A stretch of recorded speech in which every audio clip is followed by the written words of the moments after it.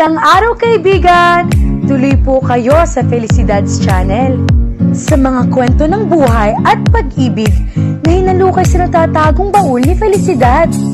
Pero bago po tayo magpatuloy, huwag niyo pong kalilimutan na i-like ang video, i-subscribe ang channel, at i-click ang notification bell para lagi kayong updated sa mga parating pa na upload.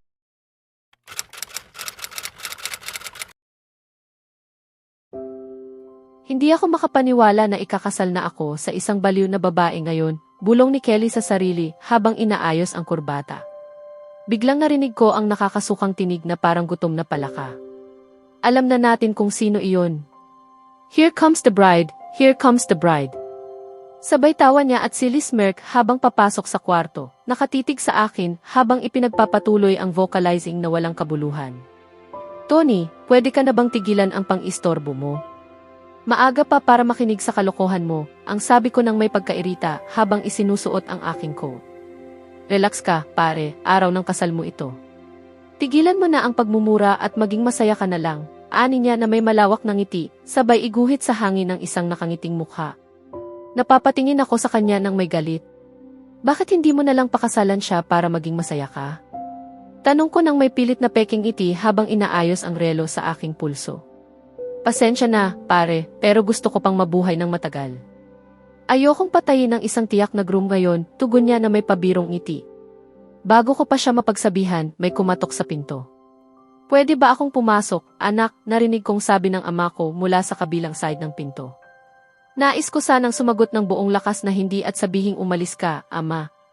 Pero hindi na ako bata, kaya nakipag-usap na lang ako. Pwede kang pumasok, papa, sigaw ko sa kanya. Tumingin si Tony sa akin na parang sinasabi, huwag mo nang makipagtalo sa papa mo sa araw ng kasal mo. Lumabas siya sa kwarto at pumasok naman ang aking papa. Naalala ko ang karamihan ng aking pagkabata na sinusubukang makuha ang pansin ng papa ko. Maraming bagay na aking nakamit sa buhay para lamang sa simpleng ipinagmamalaki kita, anak mula sa kanya, ngunit hindi iyon kailanman nangyari. Ang lahat ng usapan namin ay tungkol sa aking grado sa paaralan o sa kumpanya na ako ay pribilehiyong pamahalaan, paulit-ulit niyang ipinaalala sa akin nang ako'y matanda na para maunawaan ang negosyo.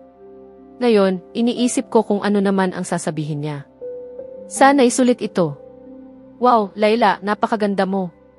Sigurado akong hindi ka matitingnan ni Kelly nang hindi niya mapapansin. Sabik na sabi ni Vivian, ang mga mata ay nagniningning sa kasiyahan habang pilyong tinutukso ako.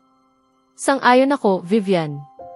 Makikita mo pa, mas magiging determinado siya na hilahin ka sa altar para maging kanya, dagdag ni Tina, sabay pilyong wing.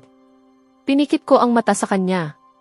Alam niyang kontrata ang aming kasal, kaya hindi ko maintindihan kung bakit kailangan niyang kumilos na parang kami ay tunay na magkasintahan. Hindi ko na pinansin ang kanilang tukso at tumutok na lang sa makeup artist ko, si Carla, habang inaayos niya ang huling touch ng aking makeup. Tumingin ako sa salamin. Wow, ang ganda ko, bulong ko sa sarili ko. Talagang mahusay ang pagkakagawa ng makeup, akma sa kulay ng aking balat. Salamat Carla, ang ganda mo talaga, ngiti ko sa kanya. Walang anuman, Layla. Trabaho ko lang ito at hindi rin naman kailangan ng marami. Maganda ka na sa loob at labas, magalang niyang sagot. Tawagin mo na lang akong Layla. Ang ma'am parang nagpaparamdam na matanda na ako, ngiti ko sa kanya. Nakikita kong maaari kaming maging magkaibigan. Okay Layla, mahiyain niyang sambit, pamumula ang mga pisngi. Aw, ang cute naman, tama kami para maging magkaibigan. May kumatok sa pinto. Pwede ba akong pumasok, ladies? Narinig ko si Robert mula sa kabilang side ng pinto. Pwede ka nang pumasok, Robert, bukas ang pinto, sigaw ni Vivian. Saan na ang cupcake ko? Panahon na para makilala niya ang groom niya, biro niya habang umiikot sa kwarto. Hindi ko muna siya gusto sabihan dahil peking kasal lamang ito, ngunit nagbago ang isip ko nang maalala kong magiging usisero si Vivian kung hindi niya malalaman. Lagi kong binanggit na siya ang maghahatid sa akin sa altar. Nandito na ako, Robert. Pwede ka nang huminto sa paghahanap, sagot ko ng may ngiti, sabay niyakap siya ng mahigpit.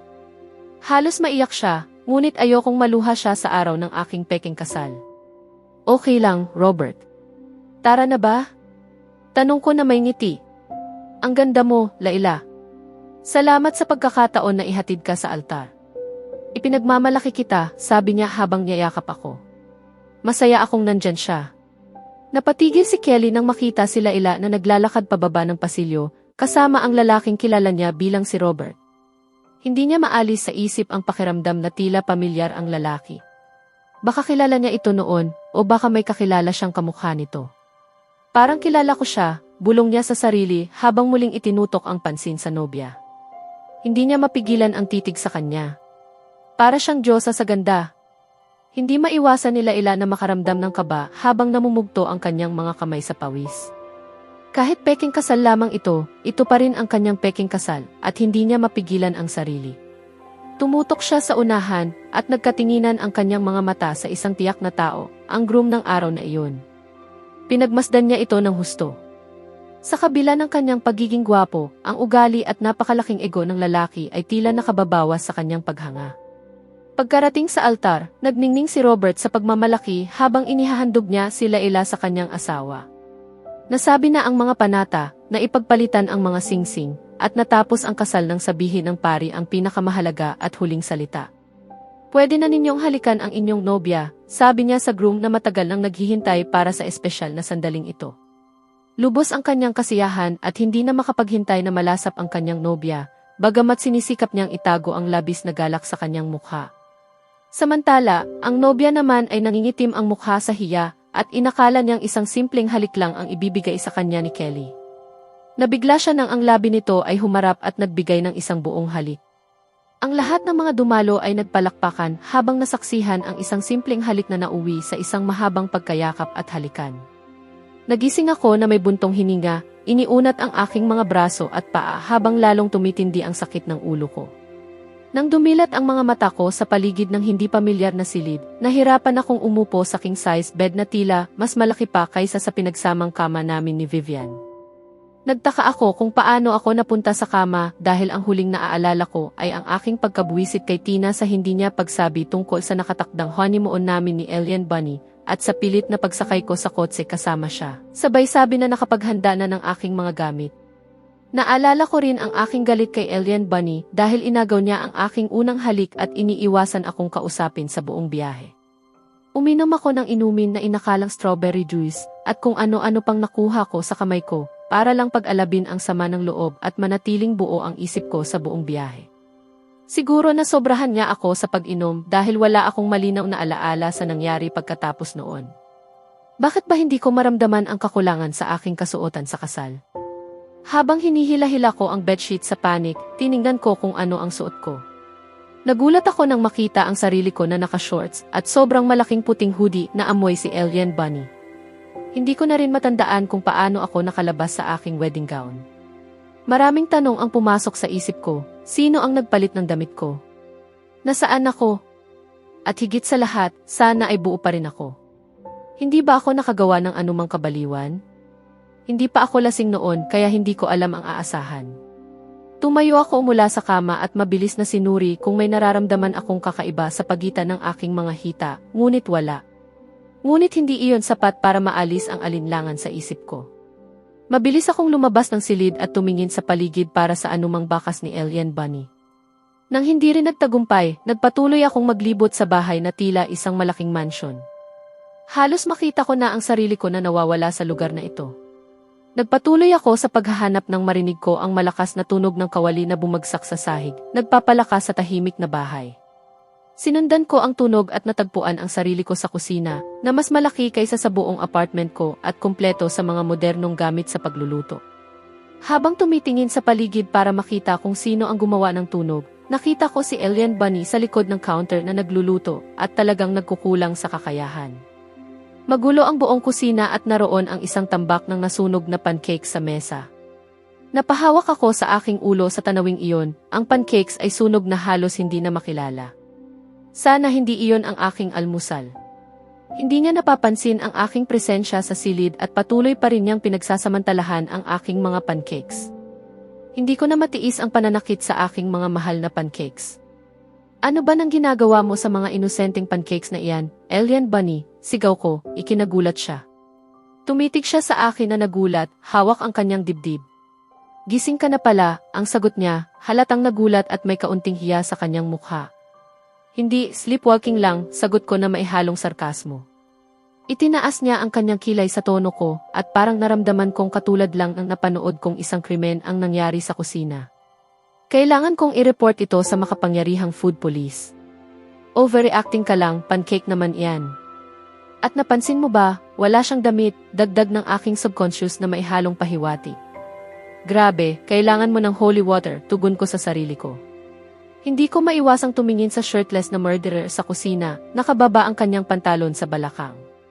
Hindi ko maalis sa paningin ang kanyang nakakahumaling na abs. Ngayon, sino na ang kailangan ng holy water? Sambit ko habang ini-eye-roll ang sarili ko. Binaliwala ko ang aking subconscious at muling nakatutok kay Alien Bunny. Ano ba ang ginagawa mo? Tanong ko habang naglakad sa paligid ng counter upang masuri ang ebidensya ng krimen. Gaya ng nakikita mo, sinusubukan kong maghanda ng almusal, sagot niya na may nakakunot na noo. Gamit ang aking mga kamay, kinuha ko ang pancake at sinuri ito, nakakunot ang noo. Bakit mo ako papakainin ng ganito? Paano mo inaasahan na kakainin ko ito? Tanong ko na maihalong pagkadismaya habang tinitingnan ang lubos na nasunog na pancakes. Bakit hindi? Mukhang edible naman, sagot niya na maihalong depensa. Tumingin ako sa kanya na may ngiti habang hinihiwa ang pancakes sa kalahati at ibinigay ang kalahati sa mahusay na tagaluto upang matikman. Sa una, tumanggi siyang subukan, ngunit nang makita ang tingin ko sa kanya, kumagat siya sa pancake.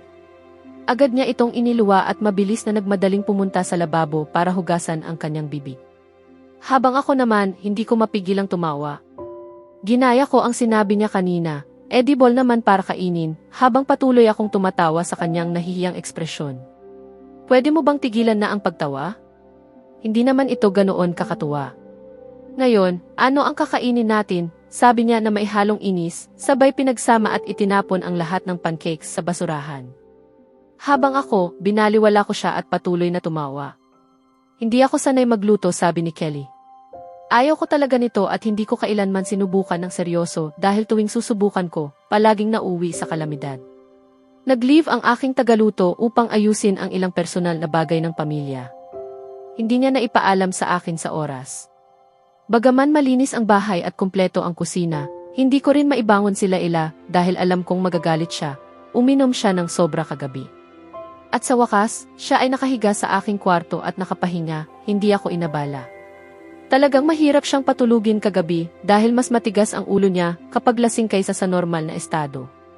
Pagkatapos ng halik, sinikap kong iwasan siya dahil tila minamanipula niya ang aking isip nang hindi man lamang kumikilos. Napakahirap talagang iwasan siya.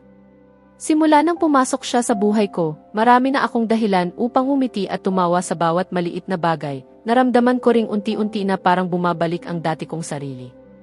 Habang pinagmamasdan ko siyang tumatawa, hindi ko maiwasang humanga. Napakaganda niya habang nakatingala, tawa na walang pakialam sa mundo. Damang-dama ko ang kirot sa puso ko habang pinagmamasdan ang aking matapang at maganda. Literal, handa akong protektahan siya laban sa sinumang susubukang saktan siya.